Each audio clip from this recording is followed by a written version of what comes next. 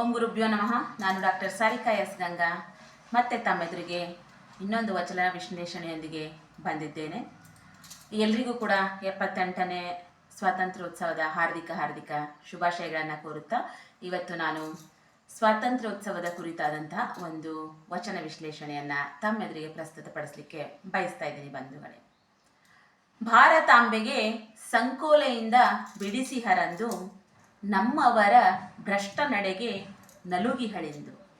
ಭಾರತಾಂಬೆಗೆ ಸಂಕೋಲೆಯಿಂದ ಬಿಡಿಸಿ ಹರಂದು ನಮ್ಮವರ ಭ್ರಷ್ಟ ನಡೆಗೆ ನಲುಗಿಹಳೆಂದು. ಸರ್ವರಿಗೂ ಸಮಾನತೆ ಸಿಕ್ಕಾಗಲೇ ನಿಜ ಸ್ವಾತಂತ್ರ್ಯವೆಂದ ನಮ್ಮ ಕಲಾ ಸಂಗಮನಾಥ. ಸರ್ವರಿಗೂ ಸಮಾನತೆ ಸಿಕ್ಕಾಗಲೇ ನಿಜ ಸ್ವಾತಂತ್ರ್ಯವೆಂದ ನಮ್ಮ ಕಲಾ ಸಂಗಮನಾಥ. ಬಂಧುಗಳೇ, 1947 ಆಗಸ್ಟ್ 14 ಮಧ್ಯರಾತ್ರಿ ನಮಗೆ ಸ್ವಾತಂತ್ರ್ಯವೇನೋ ಬಂತು. ಆ ಸ್ವಾತಂತ್ರ್ಯ ಬರುವುದರ ಹಿಂದೆ ಅನೇಕ ಮಹಾನ್ ವ್ಯಕ್ತಿಗಳ, ಅನೇಕ ಜನರ ಒಂದು ತ್ಯಾಗ ಬಲಿದಾನವಿದೆ. ಅವರೆಲ್ಲರೂ ಕೂಡ ಭಾರತಾಂಬೆಯನ್ನು ಬ್ರಿಟಿಷರ ಸಂಕೋಲೆಯಿಂದ ಬಿಡಿಸಿದ್ರು.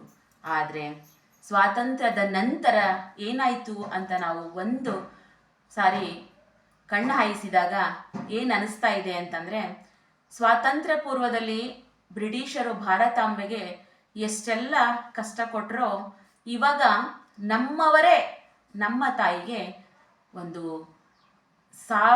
ಸಾಕಷ್ಟು ತೊಂದರೆಯನ್ನು, ಮನಸ್ಸಿಗೆ ನೋವು ಉಂಟು ಮಾಡೋದನ್ನು ಮಾಡ್ತಾ ಇದ್ದಾರೆ ಅಂತ ಹೇಳ್ಬೋದು. ಯಾಕಂತಂದರೆ ಇವತ್ತು ನೋಡ್ತಾ ಇದ್ದೀವಿ ದೇಶದ ತುಂಬ ಅತ್ಯಾಚಾರ, ಅನ್ಯಾಯ, ಬಡತನ, ಮಾಲಿನ್ಯ, ನಮ್ಮವರ ಕಾಲೆಳೆದು ಲಂಚ ತಿಂದು ಮೇಲ್ ಬರುವಂಥದ್ದು, ಹೀಗೆ ಹಲವಾರು ಸಮಸ್ಯೆಗಳಲ್ಲಿ ನಮ್ಮವರೇ ಮತ್ತೆ ಅವಳನ್ನು ಸಂಕೋಲೆಯಲ್ಲಿ ಸಿಲುಕಿಸ್ತಾ ಇದ್ದಾರೆ. ಆದರೆ ನನ್ನ ಪ್ರಕಾರ ಏನು ಹೇಳ್ತೀನಿ ಅಂತಂದರೆ, ನಮಗೆ 1947 ಆಗಸ್ಟ್ 15 ಸ್ವಾತಂತ್ರ್ಯ ಸಿಕ್ಕಿದೆ ನಿಜ.